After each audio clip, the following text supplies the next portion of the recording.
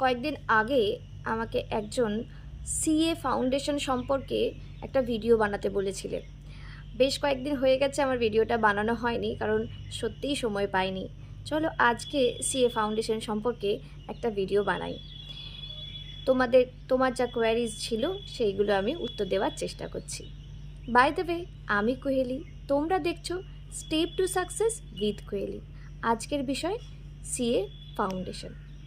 CA foundation তুমি আমাকে, যতদূর আমার মনে আছে, আমাকে বলেছিলে তুমি সায়েন্স নিয়ে পড়ছো, তোমাদের ওখানে কমার্সের স্ট্রিমটা নেই বলে। সায়েন্স নিয়ে পড়ছো, তুমি সিএ পড়তে পারবে কি না? হ্যাঁ, অবশ্যই পারবে। মাধ্যমিকের পর তুমি সিএর জন্য ICAI, the institute of chartered accountants of India, এই সংস্থার আন্ডারে তুমি তোমার নাম রেজিস্টার করতে পারবে মাধ্যমিকের পর। আর এইচএস পরীক্ষায় তুমি যখন বসবে, পরীক্ষায় পাশ করো আর নাই করো, তুমি সিএ ফাউন্ডেশন পরীক্ষা দিতে পারবে। তবে সিএ ফাউন্ডেশন পরীক্ষা দিলে, সিএ কোর্স কমপ্লিট করলে, এবার এইচএস পাস করলে কি না, না করলে কি না, সেটার ক্ষেত্রে কি হবে, এইচএসটা তোমাকে কিন্তু শেষ পর্যন্ত পাস করতেই হবে। মানে ক্লাস 12 তোমাকে পাস করতেই হবে। তবে পরীক্ষাটা শুরু, তুমি এইচএস পরীক্ষায় বসতে পারলেই তুমি কি করতে পারবে, সিএর ফাউন্ডেশন পরীক্ষা এবং পরের পরীক্ষাগুলো দিতে পারবে। তবে আলটিমেটলি তোমাকে এইচএসও পাস করতে হবে এবং সিএর যে কোর্স সেটাতেও পাস করতে হবে। এটাতে এই সিএ কোর্সটা কোনো বিএ, বিএসসি এই ধরনের কোনো ডিগ্রি নয়, এটা একটা প্রফেশনাল কোর্স।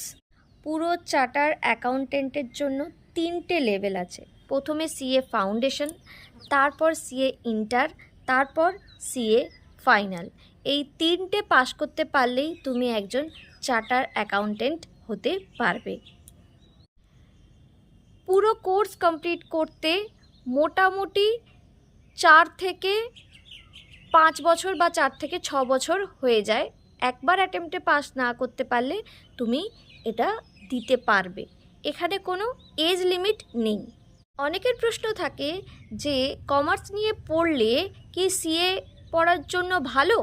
হ্যাঁ, কিছুটা ভালো, কারণ কমার্সে যে সাবজেক্টগুলো থাকে সেই সাবজেক্টগুলোই গিয়ে রিপিট হয় সিএ ফাউন্ডেশনে এবং পরবর্তী সময়। তো তোমার যদি এইচএসে কমার্স থাকে তাহলে তোমার কিছুটা সুবিধা হবে। তার মানে এই নয় তুমি সায়েন্স বা আর্টস নিয়ে পড়েছো বলে তুমি সিএ পরীক্ষায় পাশ করতে পারবে না বা সিএ পরীক্ষা দিতে পারবে না, এরকম নয়। কমার্স পড়লে একটা সুবিধা রয়েছে। এবার সিএ যে তুমি পরীক্ষাটা দেবে, আমি আগেই বললাম এইচএসের সময় তুমি দিতে পারছো রেজিস্ট্রেশন যদি আগে করো। আর তুমি যদি গ্র্যাজুয়েশন করে ফেলো তাহলে তোমাকে ফাউন্ডেশন পরীক্ষা দিতে হবে না, সরাসরি তুমি সিএ ইন্টার পরীক্ষার জন্য প্রিপেয়ার হতে পারো। তবে সেক্ষেত্রে গ্র্যাজুয়েশনে তুমি কমার্স গ্র্যাজুয়েট হলে তোমার মার্কস থাকতে হবে 55%। আর যদি তুমি আর্টস বা সায়েন্সের দিক থেকে গ্র্যাজুয়েট হও সেক্ষেত্রে তোমার মার্কস থাকতে হবে 60%। গ্র্যাজুয়েশনে 60% মার্কস পাওয়াটা সত্যিই একটু চাপের ব্যাপার। সিএ পরীক্ষা, ফাউন্ডেশন পরীক্ষা কতবার হয়? এখনও পর্যন্ত 2বার হয়। একটা হলো ডিসেম্বরে আর একটা হলো জুনে।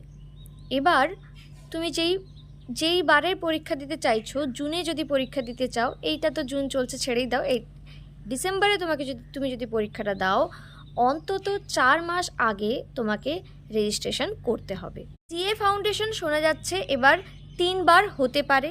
একটা হচ্ছে জানুয়ারি, আর একটা মে জুন মাস নাগাদ, আর একটা সেপ্টেম্বরে। এটা এখনও শুরু হয়নি। এবার আসি পরীক্ষাটা কেমন পরীক্ষা, কতটা সহজ বা কতটা কঠিন। সেক্ষেত্রে দেখো, খুব সহজ পরীক্ষা বলা যায় না, আবার খুব কঠিন পরীক্ষা এটাও বলা যায় না। যদি খুব কঠিন পরীক্ষা হতো এত ছেলে মেয়ে পাশ করতে পারতো না। তাই তুমি চেষ্টা করলে অবশ্যই পারবে।